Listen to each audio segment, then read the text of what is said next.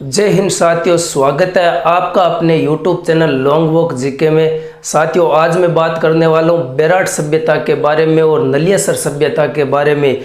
ये जो बेराट सभ्यता है, ये साथियों परीक्षा चाहे कोई भी हो, उसमें बेराट सभ्यता से क्वेश्चन है वो पूछा ही जाता है, क्योंकि बौद्ध धर्म का जो केंद्र है वो सिर्फ बेराट सभ्यता था। पूरे राजस्थान की बात करते हैं तो बेराट सभ्यता है वो परीक्षा की दृष्टि से हमारे लिए बहुत ज़्यादा इम्पोर्टेंट है। तो साथियों, आज मैं बेराट सभ्यता के बारे में चर्चा करने वाला हूं।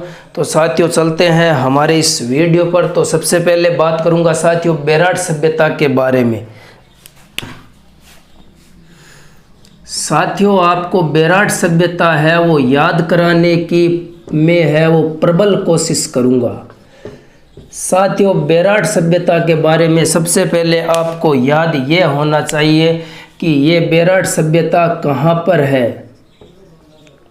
ये सभ्यता है साथियों जयपुर में किस नदी के किनारे? बाणगंगा नदी के किनारे। बाणगंगा नदी के किनारे बेराट सभ्यता जयपुर में है। इसी बाणगंगा नदी को क्या कहा जाता है? इसी बाणगंगा नदी को अर्जुन की गंगा कहा जाता है। इसी बाणगंगा नदी को अर्जुन की गंगा कहा जाता है। और बेराट का अगर प्राचीन नाम पूछे साथियों, ये प्रश्न ये मैं जो लिख रहा हूँ प्राचीन नाम वाला ये है वो कई एग्जामों में पूछा गया है कि बेराट का प्राचीन नाम क्या है।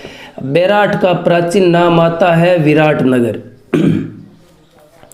साथियों, महाभारत के काल में ये विराटनगर है वो विराटनगर का नाम सिर्फ एक ही कारण आता है, क्योंकि पांडवों ने अपना 1 वर्ष का अज्ञात वास है वो यहीं विराटनगर में बिताया था, यहीं हमारे जयपुर में बिताया था। और यहीं पांडवों ने यहाँ पर विराटनगर में विराट एक राजा था। इसी विराट राजा के यहाँ पर है वो भेष बदलकर यहाँ पर 5 पांडवों ने अपना अज्ञातवास है वो पूर्ण किया था। ये बात आपको पता होनी चाहिए कि बेराट का प्राचीन नाम है वो विराटनगर मिलता है। साथियों, अब हम बढ़ते हैं आगे।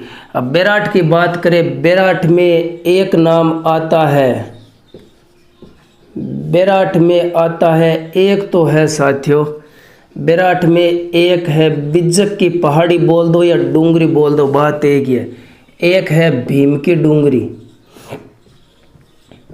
एक है भीम की डूंगरी या पहाड़ी बोल दो। और साथियों, एक आती है इसी बेराट सभ्यता जयपुर में आती है महादेव की पहाड़ी।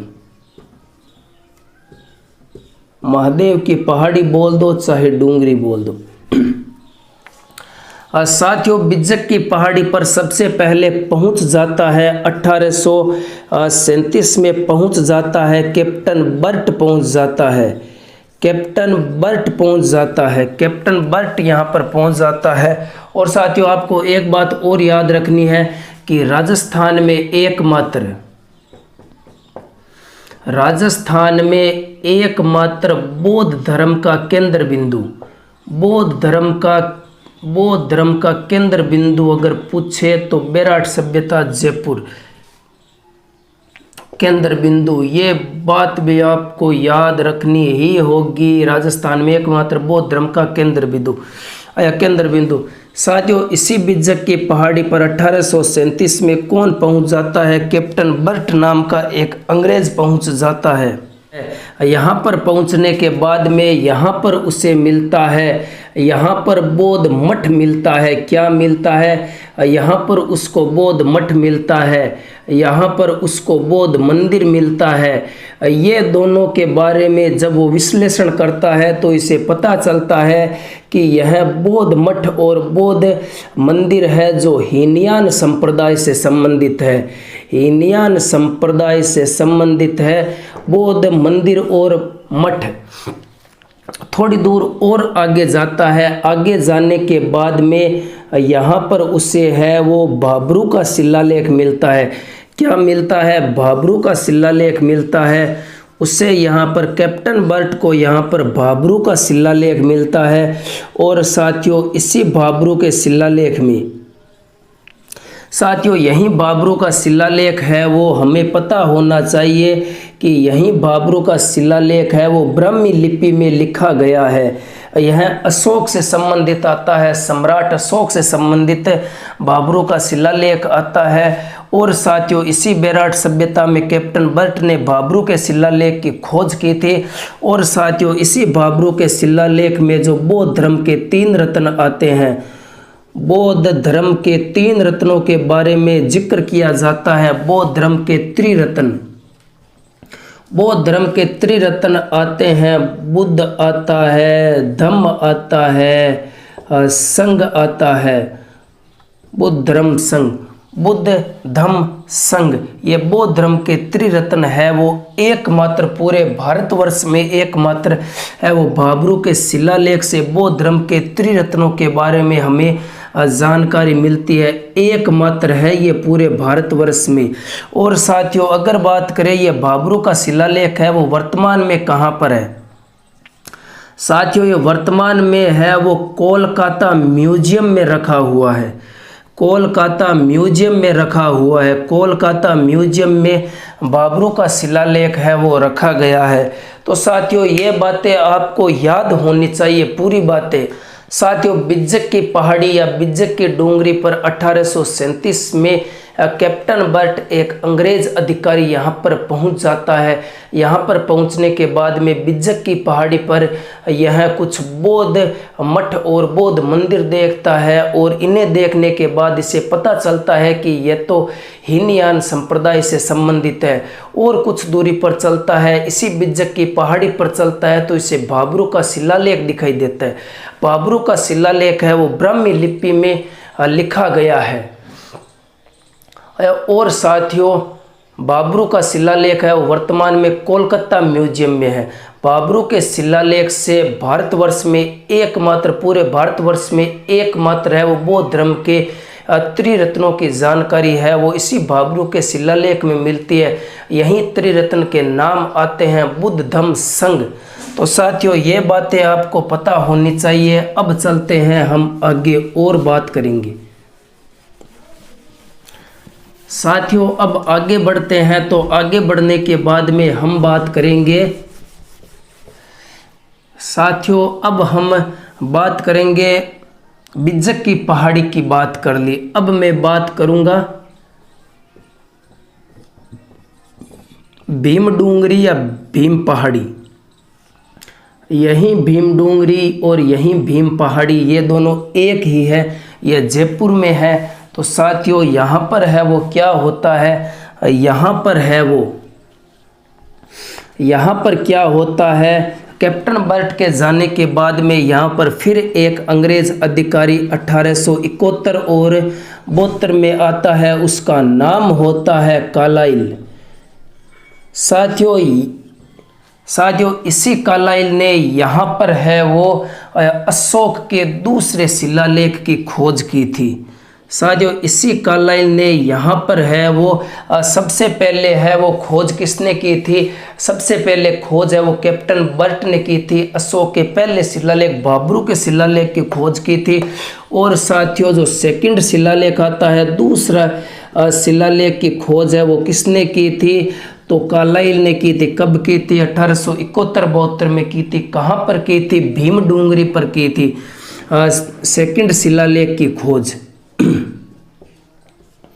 ये बात आपको याद रखनी है। तो साथियों उसके बाद में हम है वो और आगे बढ़ते हैं और हमारे इस सेशन को आगे बढ़ाते हैं। इसके बाद में साथियों ये बातें हो गई भीम की डूंगरी से अशोक के दूसरे शिलालेख की खोज है वो कार्लाइल कर देता है। और इन सभी बातों को देख रहे थे भारत वाले देख रहे थे कि बाहर से कोई आकर जयपुर में है वो खोज कर रहा है, कोई अंग्रेज बाहर से आकर जयपुर में खोज कर रहे हैं। हम है जो यहाँ पर हाथ धर सिर्फ देख रहे हैं, बाहर वाले आकर हमारे यहाँ पर खोज कर रहे हैं और हम सिर्फ आंखों से देख रहे हैं। हमें शर्म आनी चाहिए। तो शर्म आनी चाहिए साथियों। फिर यहाँ पर क्या होता है, फिर यहाँ पर है वो भारत वाले है वो इससे बेराट सभ्यता का उत्खनन करवाते हैं, इसकी खुदाई करवाते हैं। तो इसका उत्खनन है वो 2 बार होता है। 2 अंग्रेज अधिकारी आते हैं तो 2 बार ही भारत वाले कहते हैं कि जब अंग्रेज 2 बार आर इर खोज कर सके तो भारताला मैं भी 2 बार खुदाई करावा ही रही। भारत वाले भी 2 बार खुदाई करवाते हैं। एक साथियों बात करेंगे 1936 और 37 में दयाराम साहनी ने इसका उत्खनन करवाया था। दयाराम साहनी ने इसका उत्खनन करवाया था।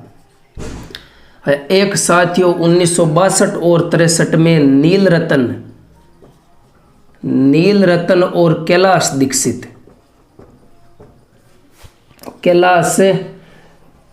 दीक्षित इस साथियों इन दोनों ने इसका उत्खनन करवाया था। सबसे पहले उत्खनन है वो 1936-37 में दयाराम साहनी, उसके बाद में 62-63 में नील रतन व कैलाश दीक्षित ने इसका उत्खनन करवाया था।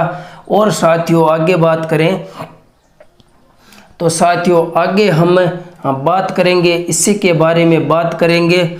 और साथियों हमें यहाँ पर है वो क्या क्या मिला है जब यह दोनों जब दयाराम साहनी, नील रतन और कैलाश दीक्षित इसका उत्खनन करवाते हैं तो यहाँ पर हमें क्या क्या मिलता है। एक बाला की मूर्ति मिलती है।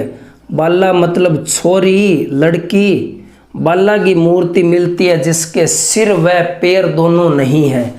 देख लिया ओ मैं के को रही हूँ, ओ मैं सिर को रही हूँ।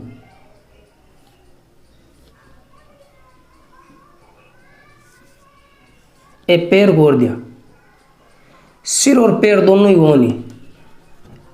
सिर ए पैर, सिर पैर दोनों नहीं है। यहाँ से है वो बेराट सभ्यता से हमें एक बाला की मूर्ति मिली है जिसके सिर व पैर दोनों नहीं है। और हमें यहाँ से क्या मिला है, और यहाँ से हमें है वो मौर्य काल के, और हमें यहाँ से है वो क्या मिला है, और हमें यहाँ से मौर्य काल के जो चमकीले जो मिट्टी के बने ठाव होते हैं जिसे हम बर्तन कहते हैं। चमकीले मिट्टी के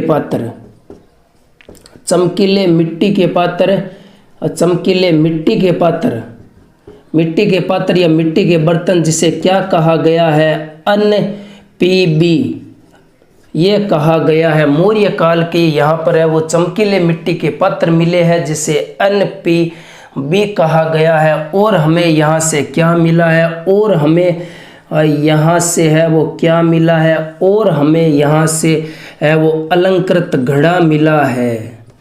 यहाँ पर क्या मिला है, अलंकृत घड़ा मिला है। यहाँ पर हमें एक अलंकृत घड़ा मिला है।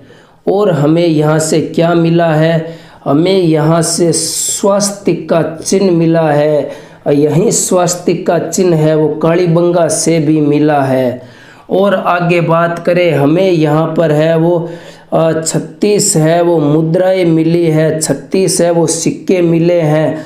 और सूती कपड़े में लिपटे हुए, सूती कपड़े के अंदर 36 मुद्राएं मिलती है। इसमें से 8 तो है वो पंचमारक है, और साथियों 28 है वो क्या है, इंडो ग्रीक। क्या है, इंडो ग्रीक। और साथियों हमें यहाँ से क्या मिला है, और हमें यहाँ से मिलता है ये देखिए साथियों, एक हमें यहाँ से है वो स्वर्ण कलश मिला है, सोने का कलश मिला है, सोने को लोटो मिला है। वो देखो सोने को लोटो मिली है यहाँ से जिसमें क्या बताया जा रहा है, यहाँ से इसमें बुद्ध की अस्थियां बताई। महात्मा बुद्ध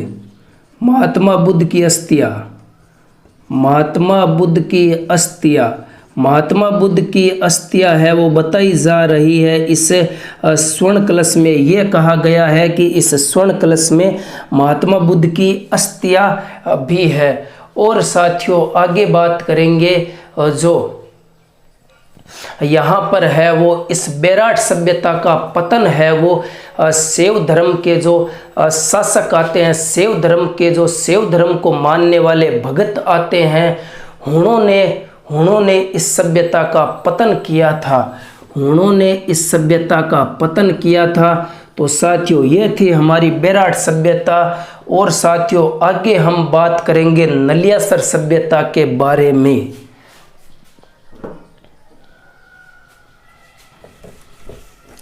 साथियों नलियासर सभ्यता के बारे में यहाँ पर आपको 4-5 नाम ही याद रखने हैं। नलियासर सभ्यता इतनी बड़ी सभ्यता नहीं है। यहाँ पर है वो कुछ ही मात्रा में कुछ है वो हमको मिले हैं। जैसे यहाँ पर सोने से बना हुआ शेर का सिर हमको यहाँ पर मिला है। मिट्टी की तलवारें मिली है। साथियों अब हम बात करेंगे नलियासर सभ्यता। नलियासर सभ्यता कहाँ पर है तो ये आपको याद रखना है। नलियासर सभ्यता है वो जयपुर में है। हमको यहाँ पर क्या क्या मिला है, सबसे पहले आपको ये याद रखना है। हमको यहाँ पर है वो सोने से बना हुआ जो सिंह का सिर है वो ये हमको यहाँ पर मिला है। और साथियों हमको क्या मिली है, और हमको यहाँ पर मिट्टी की तलवारें मिली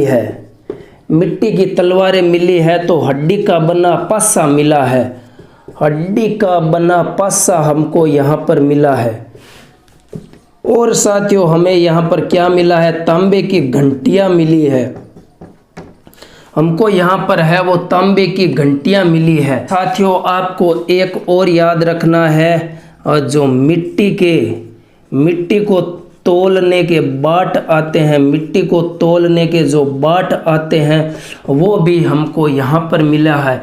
तो साथियों ये थी हमारी आज की जानकारी। अगर आपको पसंद आए तो चैनल को सब्सक्राइब कर देना।